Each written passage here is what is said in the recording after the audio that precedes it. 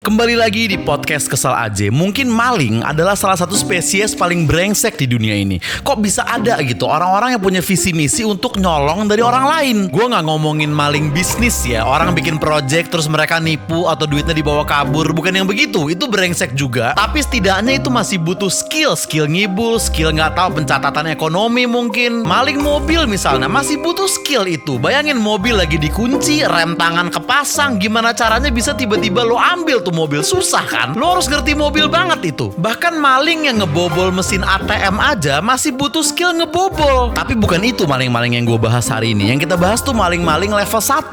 Maling-maling yang ya udah skillnya cuma tangan cepet sama lari kencang doang. Maling yang ya ibarat karakter game online, jelas lah mereka punya kecepatan atau agility yang tinggi karena intelligence dan wisdom mereka nol. Empati juga nol. Budi pekerti, tata krama, logika nol, semua itu. Gak tahu kenapa bisa jadi begitu. Mungkin orang tua mereka dulu ngedidiknya tolol, mungkin mereka kecilnya nongkrong di gang-gang yang abang-abangan atau banyak yang maling juga, atau mungkin mereka emang gak punya skill lain, mereka gak pinter, gak rajin, dan gak bisa nemuin cara lain buat dapet duit selain jadi maling.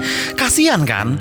Ya enggak lah orang maling, yang kasihan korbannya. Dan gue yakin maling-maling ini juga orang-orang yang tolol secara IQ gitu. Gak mungkin mereka nontonin Malaka Project misalkan, gak mungkin mereka S1 di ITB, gak mungkin mereka pernah nyelesain Rubik's Cube dalam hidup mereka gitu. Gak mungkin gue rasa. Mereka ini fix orang-orang bego. Karena lu sering lihat gak sih video maling ke gap di CCTV gitu kan tolol kan. Misalnya lu mau maling nih, itu pasti hal pertama yang lu pastiin. Bener gak? Ada yang ngeliat gak ya ada CCTV gak di sana? Pasti gitu kan. Mereka mikir sampai situ aja kagak, emang dasar goblok. Terus banyak maling ketangkep gara-gara lari ke gang buntu gitu kan, tololnya level tikus itu. Masa lu sebelum berangkat gak lu pikirin dulu rute kaburnya? Dan maling-maling ini bentukannya gitu-gitu aja kan. Kalau lu lihat video maling ketangkep di internet, hampir bentukannya tuh sama semua. Celana pendek, kaos belel robek-robek, sendal jepit usang, muka goblok sok melas, dan kerasa orangnya pasti mambu gitu. Bau pasti tuh orang. Gak mungkin ada maling wangi. Gak pernah kan lu lihat ada video maling ketangkep, malingnya tuh rambutnya French crop, bawa pouch, pakai Apple Watch gitu. Gak pernah ada. Hampir semua maling sama bentukannya. Tapi ada beberapa maling yang lebih bangsat daripada maling-maling lainnya. Semua maling bangsat, tapi ada maling yang sampai bikin gue mikir kayak,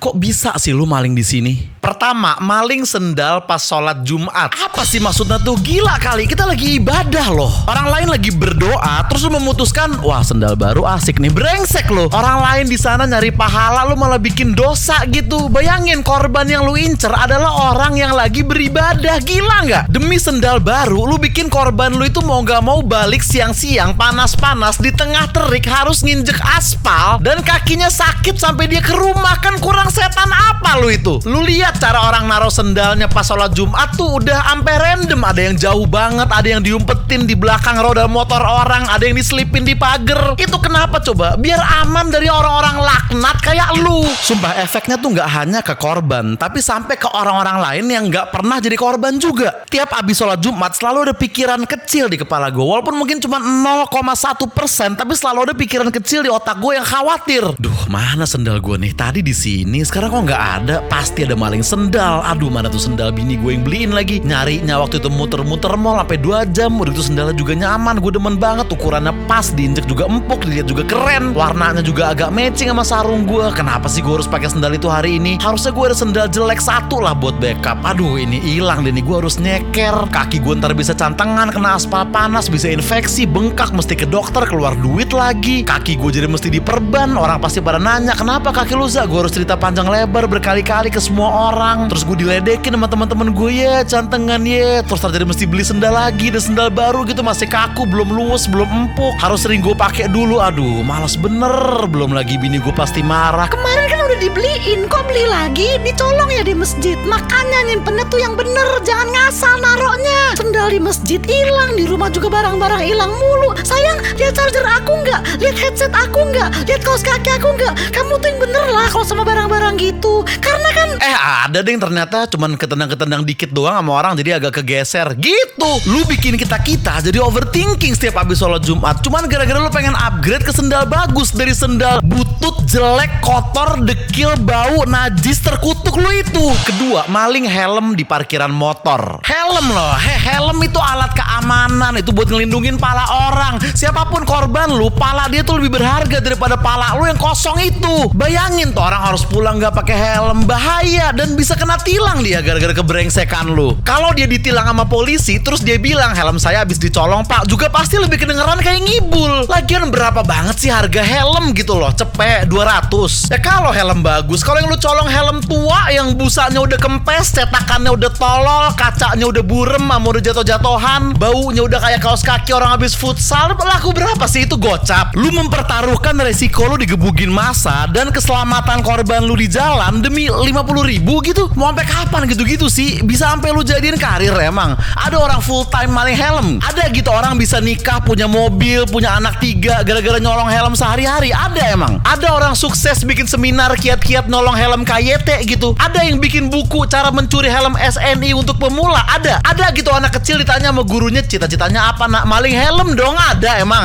Lu juga pengecut gitu, lu ngambil helm yang di parkiran, helm diem. Kalau lu emang sangar, ya masih ada orangnya dong. Di lampu merah misalnya ada anak Harley konvoy ber-20 gitu, lu malingin coba helmnya. Berani nggak? Beraninya lawan motor parkir, cemen. Dan buat bapak-bapak polisi nih ya, kalau ada maling helm ditangkap, tolong hukumannya dia disuruh pakai helm seumur hidup. Bilang sama mereka, oh kamu maunya helm kan? Ya udah nih helm nih, pakai selamanya. Jadi dia tiap hari harus pakai helm, makan pakai helm, mandi tidur pakai helm. Kalau dia suatu saat nikah, dia harus pakai helm di pelaminan. Ketika dia udah tua juga tetap dia akan jadi aki-aki pakai helm. Biar semua orang yang lihat dia tahu, oh itu maling helm, maling pengecut no skill yang berani nekat demi 50.000. Ketiga, masih mirip-mirip nih, maling spion motor. Anjing, spion loh men, spion tuh ada yang harganya 20.000 dan masih aja lu malingin. Maling spion nggak? Sekalian aja maling pion. Papan catur tuh lu buka, lu ambil pionnya 1, lu jualin deh tuh sampai kaya. Tolol. Lu tau maling spion motor, ini yang mereka pengen denger. Wih hebat, ini baru maling keren. Money heist gitu-gitu mah maling cemen. Itu apaan ngebawa-bawa bank? Lu dong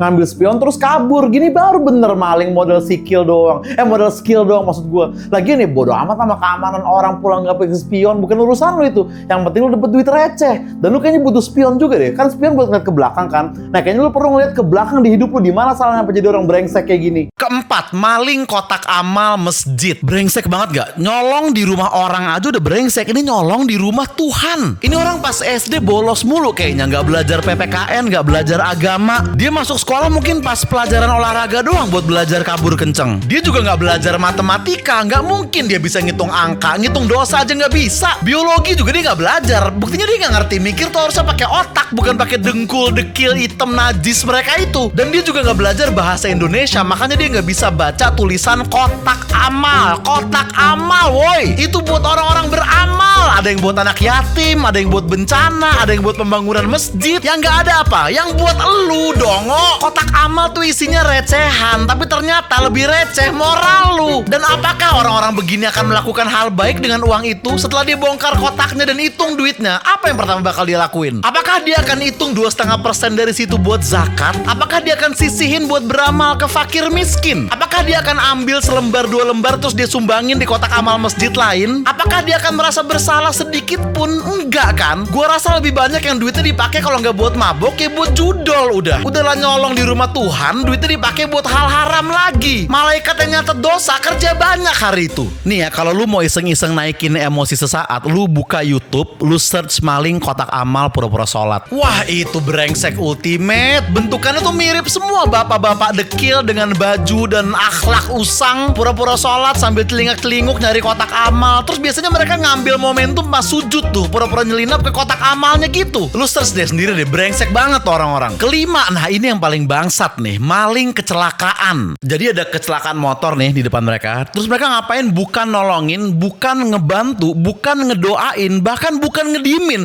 Mereka ngambil barang-barang yang jatuh. Kan gila. Atau kadang ada kecelakaan truk gitu, nah barang-barangnya jatuh, nah diambilin lah sama hama-hama ini. Barang-barang yang bahkan mereka juga belum tahu ada apa aja, berapa harganya, perlu diambil apa enggak, tapi mereka nggak peduli. Ambil aja dulu, mikir belakangan. Udah sampai situ level bangsatnya. Bayangin orang lagi kena musibah, dikasih musibah lagi sama mereka. Setan kalau ngelihat itu juga respect kayaknya. Orang kalau ngelihat kecelakaan tuh biasanya refleksnya kaget atau nggak panik gitu kan. Orang-orang ini justru bersyukur. Motor jatuh depan mereka tuh mereka anggap door prize jatuh dari langit yang memang dipersembahkan buat mereka. Orang lagi kesakitan, lagi ketakutan, lagi lemah, dan mereka ngelihat itu dan malah mikir, oke, terus apa yang bisa jadi keuntungan buat gue nih? Masa gitu kan anjing kan? Gue pernah lihat di berita ada truk bawa bawa mie instan. Kecelakaan. Apakah warga menolong sopirnya? Enggak. Mereka ngejarah mie-nya. Ngapain itu mau dijual lagi di pasar? Laku berapa emang? Atau buat stok di rumah buat dimakan sendiri gitu? Ngapain sih? Jangan kebanyakan makan mecin. Lu udah pada tolol. Terus ada lagi truk buah jatuh. Buahnya diambilin sama orang-orang brengsek ini. Enggak, itu buah juga udah pada kotor. Udah jatuh dari truk, kena aspal segala macem. Lu ambil. Mau ngapain? Mau dicuci di rumah terus dijual ke Total Buah gitu, ha? Atau mau dibikin jus terus didagangin kayak Bus atau kayak Rejuve gitu? Apa emang mereka ini kebetulan maling-maling yang lagi diet juga, jadi harus banyak makan buah gitu, ha? Gue yakin di hati mereka pasti mereka nggak nganggep ini nyolong, pasti mereka nganggep ini keberuntungan, pasti mereka nganggepnya gila, hoki banget gue lagi diem tiba-tiba dapat mie instan sama buah gratis. Keluarga gue di rumah pasti seneng. Untung gue pengangguran. Coba kalau gue kerja kan gue lagi kerja dan gak ada di situ waktu truk itu kecelakaan. Gak sia-sia usaha gue nganggur selama ini. Emang bener ya, usaha gak akan mengkhianati hasil. Gitu kan? Dan yang serem tau gak Pak? Lu lihat bentukan mereka. Apakah kelihatan kayak orang yang udah miskin banget dan udah gak bisa makan, perutnya udah busung lapar, jadi mau gak mau dengan berat hati dan terpaksa harus ngambil kardus mie instan dan buah-buahan itu gitu? Apakah kelihatan kayak preman yang emang rese dan jahat dan kelihatan emang orangnya ngeselin gitu? Apakah kelihatan kayak pecandu narkoba yang udah kurus banget, utang di mana-mana, hidup udah gak ketolong, jadi mau gak mau harus nyolong buat selamat gitu? Apakah kelihatan kayak gitu mereka? Kagak men. Ada yang naik motor kok pakai helm, ada yang bawa handphone kok, nggak ada yang busung lapar, nggak ada yang mabok, nggak ada yang kelihatan kayak udah nggak bisa ngapa-ngapain dalam hidup gitu, nggak ada. Mereka ya udah kayak rakyat sehari-hari aja kan, kayak ibu-ibu samping rumah lu, kayak bocil-bocil yang main layangan di jalan lu lewat gitu loh. Mereka ngelakuin ini dengan posisi kenyang dan sadar dan sengaja. Ini adalah kumpulan bapak-bapak brengsek dan bocil-bocil najis dan emak-emak sialan yang dengan kompak dan gotong royong ngejarah orang yang lagi kecelakaan. Kurang brengsek apa orang-orang ini? Bahkan waktu itu di berita ya, ada truk bawa minyak gitu, truknya jatuh, minyaknya tumpah, sopirnya kejepit. Nah terus warga ngerumunin tuh, abis itu warganya cabut. Nah kan mungkin supirnya mikir, oh nyari bantuan kali ya. Nah abis itu warganya balik lagi ke situ. Tapi bawa ember, bawa baskom, bawa apapun itu buat ngambilin minyaknya. Setan gak tuh? Sinting kan? Ya ternyata bener manggil bantuan buat mereka sendiri. Bahkan yang bangsat bangetnya, gue dari tadi cuma cerita aja, nggak nayangin videonya. Tapi yang satu ini harus gue tayangin supaya lu bisa lihat langsung. Jadi ada truk jatuh juga, tapi mungkin barang-barangnya nggak ada yang bisa dijarah gitu kan. Sehingga bocil-bocil tolol ini ngambil apanya?